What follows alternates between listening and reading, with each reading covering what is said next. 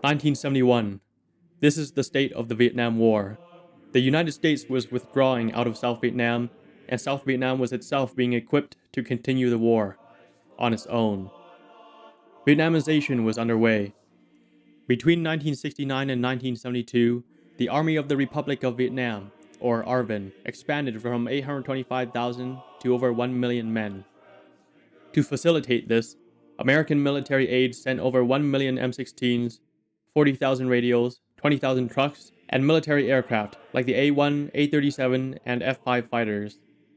The American Military Assistance Command Vietnam, or MACV, focused on building military schools to create more capable officers, and 12,000 ARVN officers were brought to the United States for advanced training. At the same time, the US military was pulling out. From a 1968 peak of almost 600,000 combat troops, by January 1972, only 158,120 were left in South Vietnam. An additional 58,000 would be withdrawn between February and April. By March, only 2 combat brigades would remain in Vietnam. Even with these withdrawals, the South Vietnamese military was growing.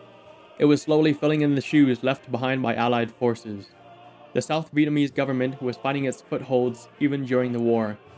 Under Nguyễn, the government had been stable for about 5 years. The leadership structure was set, and all generals obeyed the president without trying to overthrow him. Pacification was also making steady progress in the countryside. The Cambodian incursion in 1970 had severely damaged communist logistic lines on the southern part of the Ho Chi Minh Trail. Because of this, in 3 and 4 Corps, communist forces did not have the influence and strongholds it had in the mid-1960s.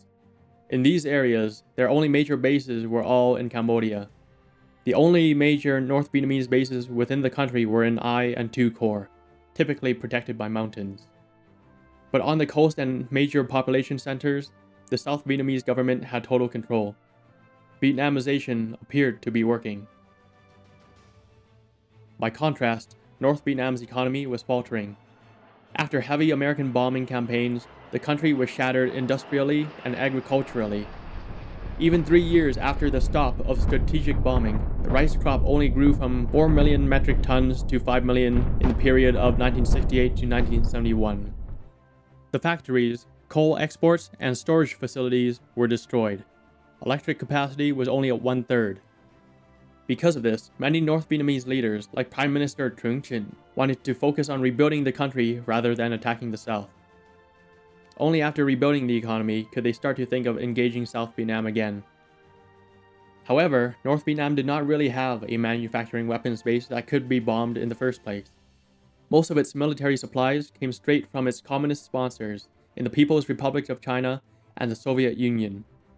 Because of this, even with the bombing, the People's Army of Vietnam, or PAVN, was still able to be equipped for war. But, because of the military failure of the Tet Offensive in 1968, North Vietnamese leadership was extremely hesitant to execute any major offensives. They had previously concluded that another all-out offensive would be far too costly and give minimal gains. The Tet Offensive had failed them 3 years ago, and now, South Vietnam was only stronger. By 1971, the North Vietnamese were on the defensive, trying to rebuild from previous Allied operations, rather than conduct attacks themselves. But then, Operation Lam Son 719 kicked off. It was an operation conducted by the South Vietnamese Airborne and 1st Divisions, some of South Vietnam's best infantry units into Laos. The operation's objective was to cut the Ho Chi Minh Trail at the Chapone Junction, destroying supplies and troops on the way to South Vietnam to fight. However, due to South Vietnamese inexperience and American miscommunication, the operation failed and South Vietnamese units had to retreat chaotically with heavy casualties. But for the North Vietnamese, they did not manage to exploit the situation either. North Vietnamese units did not counterattack successfully until South Vietnamese forces were already withdrawing. It was the first time North Vietnamese soldiers attempted to use armor and heavy artillery together with infantry, and it was a mess. Dozens of tanks were destroyed as a result. While the operation was a failure for South Vietnam, it wasn't a success for the North either. However, the North Vietnamese leadership could clearly see that while South Vietnam was steadily gaining strength, it was still very much trying to figure out how to operate independently from the US. Seeing the results of Lam Son 719 and North Vietnam's faltering campaign in South Vietnam, the General Secretary of the Communist Party, Lê Duẩn, decided that another offensive must be launched. The North Vietnamese had to act now. At this point, Vietnamization was still in progress. The longer the North Vietnamese waited, the stronger the South Vietnamese army became. Additionally, the Americans were not quite out yet. If this offensive went well, the North Vietnamese could claim that they defeated American soldiers on the field and disgraced the Americans internationally. Lê Duẩn managed to convince the rest of the Politburo to launch this offensive in the following year of 1972. For this new offensive, called the Nguyễn Huệ Offensive, North Vietnam would use combined arms warfare. To achieve this, Hanoi appealed to both the Soviet Union and China. Both countries were normalizing their relationships with the Americans, but it begged the question, who were the true communists? Nixon was planning to visit China, and Hanoi took the opportunity to accuse the Americans of taking actions to divide the communist world. The Chinese saw that the accusations also implicated them, and immediately sent down a diplomat to guarantee Hanoi continued support in person.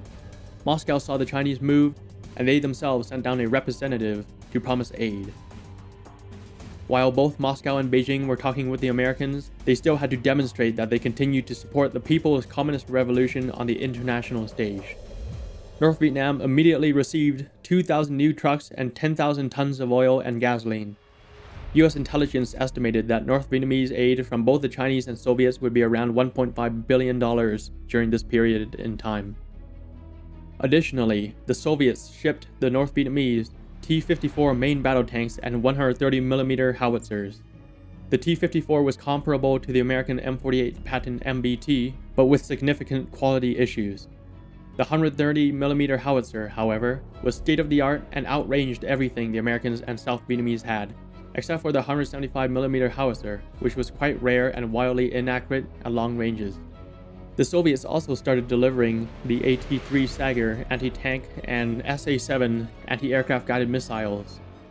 3,000 North Vietnamese crewmen were sent straight to the Soviet Union to learn how to use the T-54s.